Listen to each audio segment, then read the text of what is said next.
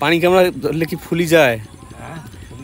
হ্যাঁ দেখি কামড়াইছে, পানি কামড়া যে কামড়াইছে তার এও আছে, চিহ্ন আছে, ফোলে না। তা ওটা যে পানি কামড়ার ওষুধ দিয়ে নামলে তো আর পানি কামড়া কামড়ায় না। হ্যাঁ মেডিসিন আছে না পানি কামড়া দেওয়া? নৌকো এখানে যে তুই চাপি আসছে কিনা, এখানে উঠি আসিল না?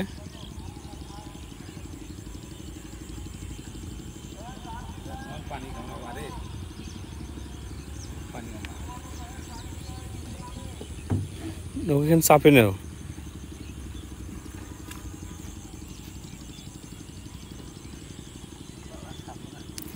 নামিয়ে টান দেও তাই তো হবে। আর তাই নাকি? তোমার বুদ্ধি তো বাবু ফার্স্ট ক্লাস বুদ্ধি দেখতেছি। ও এই মাথা যে সরে দিচ্ছেন যার কারণে এরকম হয়েছে, তাই না?